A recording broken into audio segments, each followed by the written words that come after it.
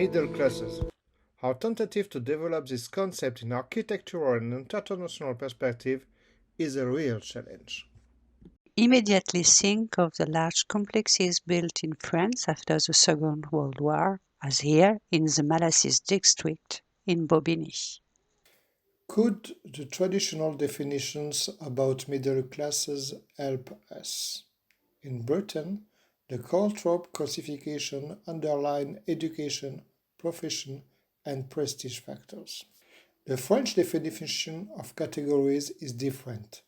Middle classes correspond to level 4, intermediate profession, 5, employees, and a part of 6, skilled workers.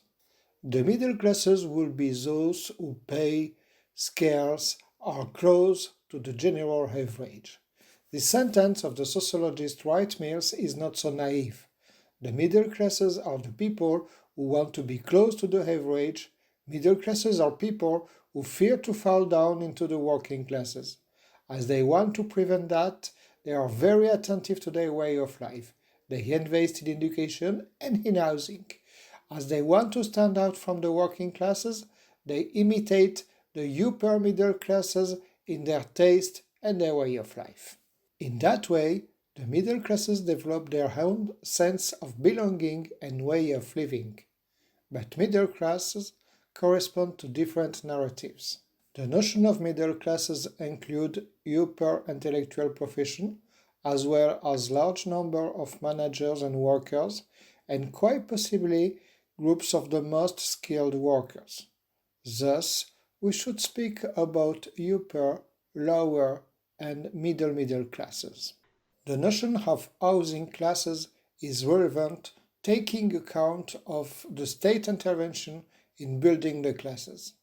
Yankel's book on living conditions of the working classes in Britain has shown the specificity of this part of the society.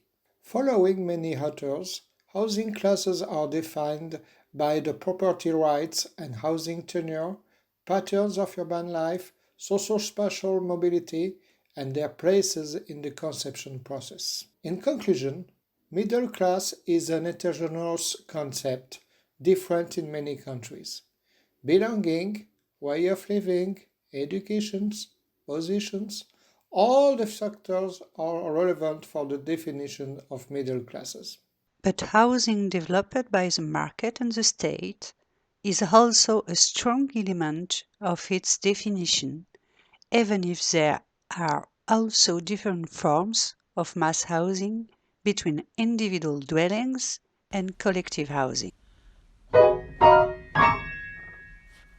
Architecture can therefore serve to give material form to a certain ideological project, and is also an important vehicle for the materialization, more or less conscious, of social differences and of a certain structure of social classes. In this video of Estado Novo propaganda from the 40s, the message of a strongly hierarchical society is evident, and housing is a great vehicle of concretization. Thus, we have a clearly hierarchical society that divides it in three social segments or classes, to which corresponds a housing model. At the basis of the social architectural structure, let us call it these dismountable houses intended for the most vulnerable social groups, people from slums, and which need to be domesticated. The domestication of these people would take place through religion, primary school, etc. Then there is the social segment, a petty bourgeoisie composed of state employees with some qualifications, and they are faithful to the ideology of the dictatorship. For these, neighborhoods were built with houses already inventory, located in relatively isolated areas. Home ownership, the small house with backyard, and the approach to the idea of a village are some of the key ideas of these neighborhoods. At the top, we have the dwellings for the elites. Located in the best new areas of the city, with an architecture that reproduces the golden moments of the nation, a kind of mini palaces, pink, marked by the verticality with the tower at the top, the distinction between the noble floor and the rest of the building, the distinction between the back and the facades. This architecture, was to be called in a bad way by modern architects like the soft Portuguese, português suave. From a sociological point of view, it is important to understand the ideological assumptions underlying modern architecture and in particular modern mass housing and urbanism. It is therefore not for us to enter into a discussion of the exact moment of the emergence of the modern, but it is important to understand that mass housing as an assumption of the democratization of society through the generalization of decent housing for the largest number of people. In a way, large housing estates are the architectural housing arm of the welfare state. Lisbon is the capital of Portugal, and it is a small city in the international context, particularly in comparison with Paris. It is a city with 100 square meters and with just over 500,000 inhabitants. Its metropolitan area has almost 3 million people, but it has an important specificity related with its morphology and geography. It is divided by the river Tagus, o Tejo. The city has until relatively recently maintained that social spatial division similar to other cities between east and west. So, we have an eastern zone with the predominance of the lower classes, employees and workers, and the western zone with the relevance of the middle and middle upper classes, managers and professionals. Paris is an international city and region. 2 million inhabitants in the core of agglomeration and 12 million in Paris regions with various densities. High density in the core corresponds to traditional Haussmannian buildings built between the Industrial Revolution and the beginning of the 20th century. The first periphery is built by mass housing project in working class neighborhoods like Aubervilliers. They follow the principle of the industrialization of the building with rectilinear shapes. But some architects propose to build curves, like Emilayo in Pantin. In the 70s, these constructions took different forms, as here in Ivry. The Parisian suburbs become a territory of architectural experimentation, like this brutalist housing in Saint-Ouen. The second periphery is almost suburban and semi-rural individual home ownership for middle classes who escaped from mass housing. These individual dwellings are often built from catalogs on lawn far from city center. These real estate development operations can also include low-density collective housing. They characterize the urban sprawl of the Parisian area. We observe a strong social division between the wealthier territories in red and pink and the poorer in blue. Historically, the west of the Parisian agglomeration is richer than the east. Blue territories usually correspond to mass housing built between 1950 and 1960. Portugal was a neutral country during the Second World War, and its welfare state didn't exist in an effective way during dictatorship. So, distinctively from other European countries, in Portugal, mass housing was not the great housing solution to accommodate the masses in the post-war and the housing solution to the construction of the welfare state. Nevertheless, one of the first large states and the largest which in fact corresponds to a new urban area, the expansion of the city, and not to a small neighborhood, was an initiative of the state, of the city of Lisbon, the Olivais.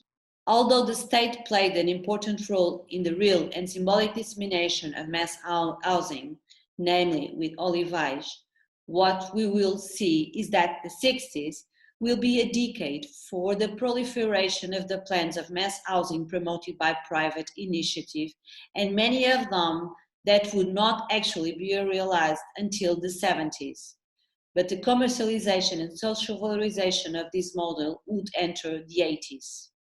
The private promotion of mass housing in Lisbon, which, as in other parts of Southern Europe, was a very important trait, deserve the following comments.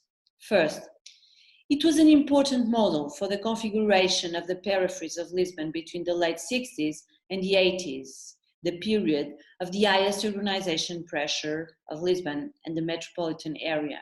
Second, it corresponds to the consolidation of a private business sector that often associates real estate and tourism activities and that began to consolidate in the 60s with emphasis on some economic groups with diverse activities and with great weight in the dictatorship.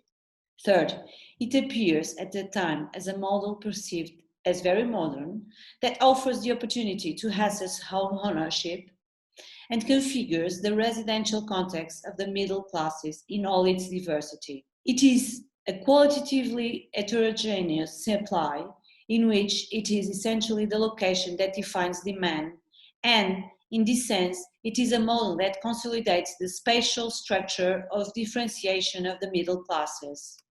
The delay in Portuguese modernization is illustrated by this fact. Mass housing is seen as a very modern model at that time, when it was already the subject of many criticisms at international level, namely after its symbolic destruction with Pruitt-Igoe. Fourth, it is a model that, in its beginning, focused essentially in the construction of the building, putting the public spaces and the urban environment in second place, the improvements of which will be progressive and to a large extent the responsible of local public authorities. In the beginning of the 20th century, social housing organizations built for the middle classes.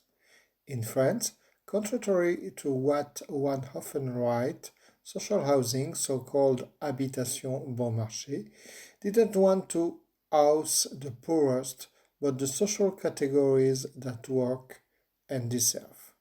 The best-known garden cities in Paris region were built on the initiative of the Office public d'habitation à Bon Marché de la Seine between the First and the Second World Wars.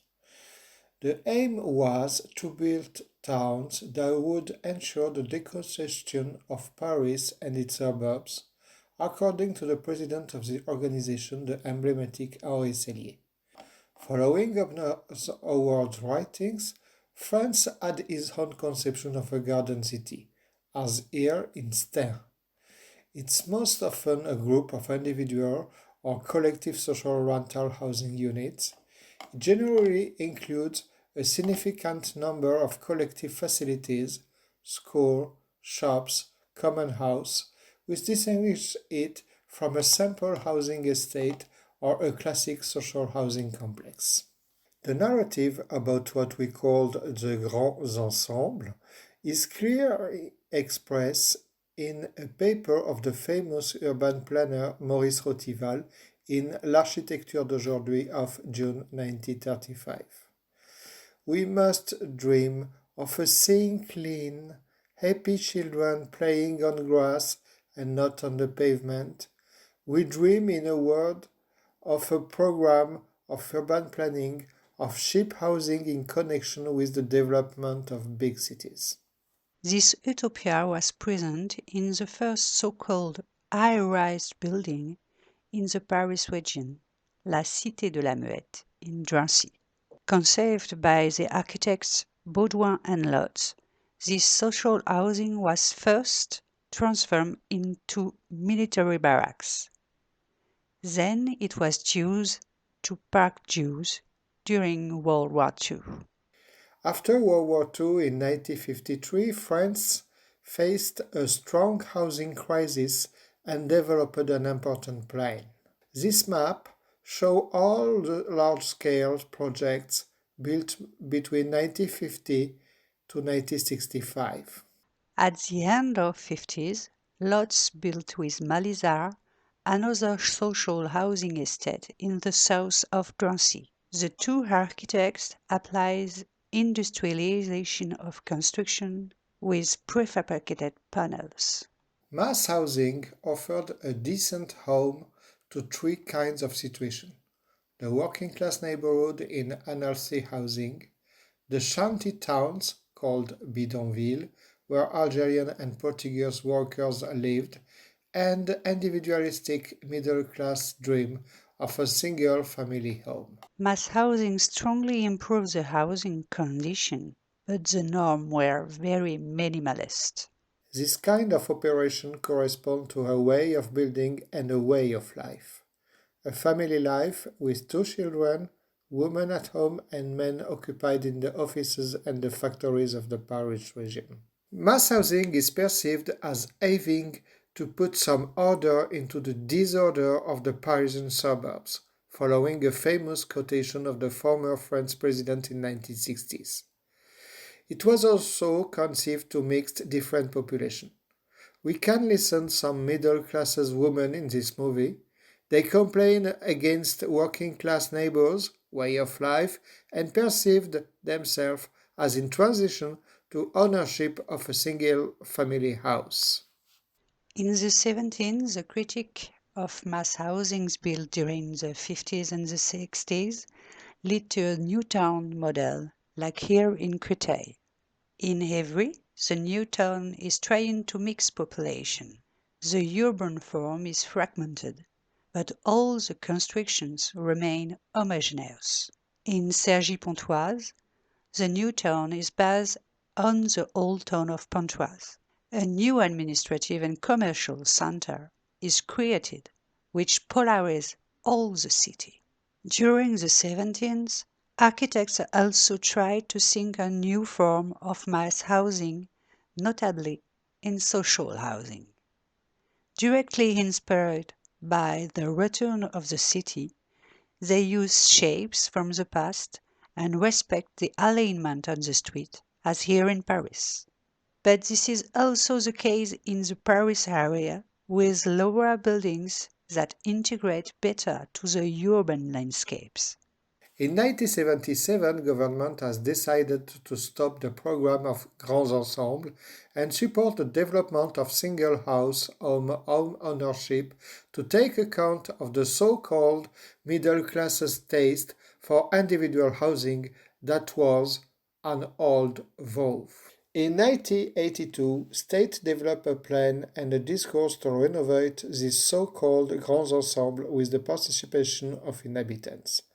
The Suburbs 8-9 plan will give rise to surface rehabilitation project which attempt to change the image of the neighborhood. In the 19th, social housing programs took a different image, more qualitative, like this small building in Belleville. Today, it's almost impossible to know the social purpose of a collective housing building, especially when architects and owners have a qualitative approach. In 2003, a law ordered a major program of demolition and renovation of large housing estates. This urban renewal program leads to the destruction of many homes and constitutes a trauma for many residents. The first program is extended by a second, which develops the urban renewal. Thus, the city Gaston Rouleau, built by Lutz and Malisa, will be demolished and give way to a new district near one of the future metro stations of the Grand Paris. All the programs of renovation also wants to bring the middle classes back, but with great difficulties. And some heritage of the 19th century are condemned to demolition, like for example the Butte Rouge program, the first city garden. 85% of the garden city is in danger of being demolished, the project retaining only remarkable elements, such as the rotunda and the half-moon building.